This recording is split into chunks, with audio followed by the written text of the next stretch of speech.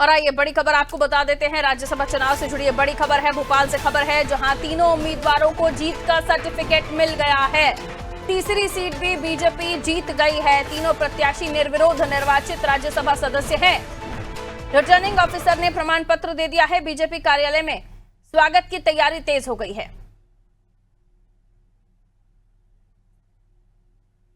तो तीनों प्रत्याशियों के लिए, तीनों उम्मीदवारों के लिए तैयारी हो रही है स्वागत की बीजेपी कार्यालय के लिए। अब वो राज्यसभा के निर्वाचित सदस्य हैं, उन्हें जीत का सर्टिफिकेट मिल गया है। दिव्या हमारी सहयोगी सीधा लाइव हमारे साथ जुड़ रही है बीजेपी कार्यालय से। कैसी तैयारी चल रही है दिव्या? तीसरी जिसकी उम्मीद थी, लेकिन इतना भी नहीं था कि बगैर समय से पहले ही जीत घोषित हो जाएगी, लेकिन अब पता चल गया है तीनों उम्मीदवार बीजेपी के जीत का सर्टिफिकेट ले चुके हैं, यानी तीनों राज्यसभा सदस्य हो गए हैं। बीजेपी तैयारी कर रही है जश्न की, क्या माहौल? जी बिल्कुल पारुल, जैसा कि तीनों जो उम्मीदवार हैं बीजेपी के, उन्होंने अपना सर्टिफिकेट ले लिया जीत का। और अब ये जो तीनों सीटें थी, जो 2 सीट बीजेपी की कंफर्म थी, लेकिन तीसरी जो कांग्रेस सीट, अब तीनों सीटों पे बीजेपी के राज्यसभा के उम्मीदवार जो है वो जीत गए हैं, वो भी निर्विरोध जीते।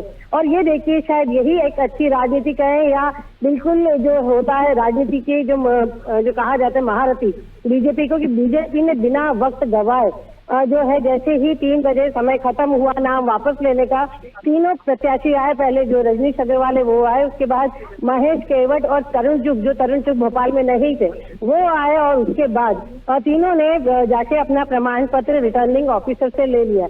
इन्होंने बिना वक्त गवाए, देखिए कांग्रेस में शायद यही जो है कहीं ना कहीं मात खा गई कि जब उन्होंने तीसरा अपना कैंडिडेट उतारा था महेश केवट को, तो वो ये राजनीति समझ नहीं पाई कि बीजेपी क्या खेल खेलने वाली है। और इसी खेल में मात खाते हुए आज जो ये तीसरी सीट है वो बीजेपी के पाले में चली गई है। सुप्रीम कोर्ट ने भी जो सुनवाई है वो कल तक के लिए डाल दी है और आज ये तीनों सदस्य निर्वाचित हो गए। तो अब ऐसे में तीनों सीट पे जो है अब ये राज्यसभा के सदस्य हो गए। फिलहाल ये तीनों जो सदस्य राज्यसभा के नवनिर्वाचित, वो बीजेपी में गए हैं। बीजेपी में वहाँ माल्यार्पण करेंगे और वहाँ कार्यकर्ताओं से मिलेंगे। पारुल, बिल्कुल देखना होगा किस तरह का कार्यक्रम यहाँ पर होता है। और कांग्रेस के एमएफ से क्या इस पर कोई प्रतिक्रिया आई है? क्योंकि अभी तो खबर आ रही थी कि अभी तक वो सुप्रीम कोर्ट जाने की तैयारी में, उमंग सिंगार को भी हम सुन रहे थे, तो क्या कांग्रेस के एमएफ में इस वक्त है?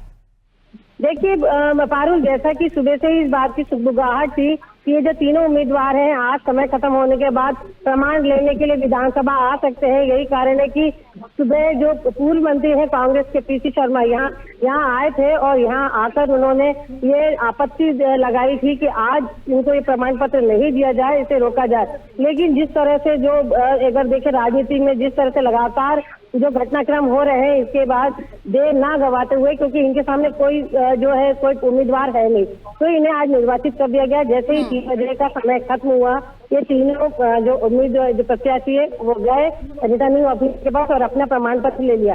अब जो है कल सुनवाई क्या करता है सुप्रीम कोर्ट, क्योंकि सुप्रीम कोर्ट ने इसको कल के लिए टाल दिया है।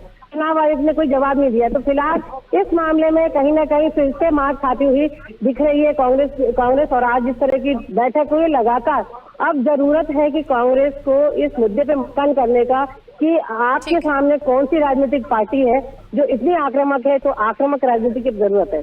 बहुत शुक्रिया दिव्या जानकारी के लिए।